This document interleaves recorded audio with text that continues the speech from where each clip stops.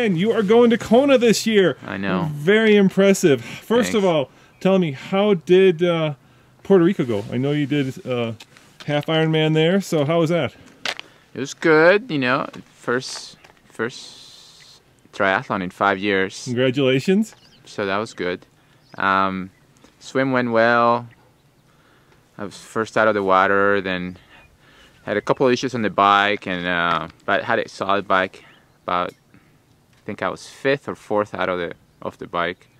In your age group. In my age group. Yes, yeah, of course. in the old guy category. In the young guy category, Louis. And then I had a tough run. It's a really hilly run. My legs were pretty beat up, and so it was slow. I mean, slow. I felt it was slow for me. I was seeing guys running by and thinking, I can do that. So, but you know. But you couldn't. Right, I couldn't. Now, like any age group athlete, you are potentially injured because of your half Ironman. Tell me what happened. I have a neuroma. A neuroma is basically a pinched nerve between your toes. Yeah. And I actually are very prone to it. I have big, flat feet. You know, I'm not built for this sport, but you know, I try to do the best I can. And I actually had one 17 years ago on my left foot, and I had it removed. But I had it removed like in December, so it didn't interfere with the season. But now my right foot is acting up from the intensity that I had.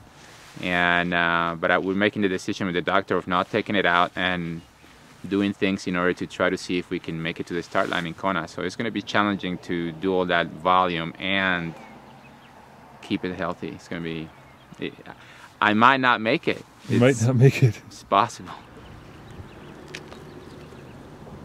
Today I'm going to run 30 minutes. That's my Kona training. So right now, coming off an injury, you got a beautiful day here in Colorado. Great for running, but you're going to get to run 30 minutes. 30 minutes. Talk to me about water jogging. How good of a substitute is that for people that are injured? You know, people with like things like plantar fasciitis, where obviously you can work out, your heart is good, your muscles are good, but you've just got something that's, you know, mechanical that's preventing you from doing it. Yeah, it's my preferred way of doing it. I actually learned to do it without a vest. And I actually had to really work hard to stay up. So you're getting your heart rate going. So you can get your heart rate on. The issue is, you know, you might sink and then you can't breathe when you don't have a vest. So now I have a vest, and it's really hard to get the heart rate up, but that's not a problem. The purpose is really just to do the movement, the running movement with little stress. So get your muscles doing the same movement that you'll be doing out here today. Right. And there's products out on the market that actually allow you to create a little bit more drag, so it's actually even more difficult. Yeah. The other thing that people do when they're injured in that kind of plantar fasciitis, or, you know, I would call it non-technical manner, is they'll do the elliptical? The elliptical machine. Yeah. How good is that? I think it's not as good as water running. I think it simulates more the bike when I do it, but I think that some machines now are a little better at simulating the run movement. Depends on how they're put together, but it's a good option. You know, it's a little less boring. You can watch the TV, I guess, and have an iPod. Although now you can have iPods in the pool too. So anything that you do that is non-impact, like you can also hike.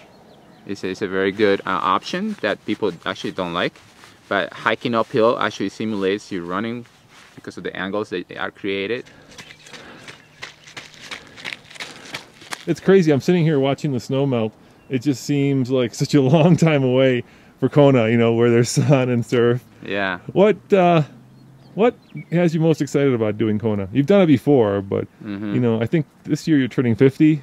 Turn 50. You don't look 50, but you're turning 50, and so it's a big milestone. And you know, doing Kona at 50 is certainly challenging. Yeah, I'm the young guy in the age group, so it'd be nice to see how I do against the field. Yeah. Buffalo Springs is a qualifier, so I'll see how I do against those guys. So you'll have a kind of a way to ramp your I like to see how judge your level. Yeah, I think it's going to be my last Ironman for probably the next 10 or 15 years. So you'll be back when you're 60, maybe. 60. Let's see. Yeah, maybe 60, 65.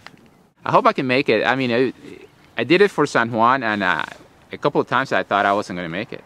You know? Oh, we'll see. Yeah, so it's risky. I was going to say you're going to make it, but you know, you never take anything for granted. Yeah, never take anything for granted. But you know, you just do the best you can. Is the real stuff.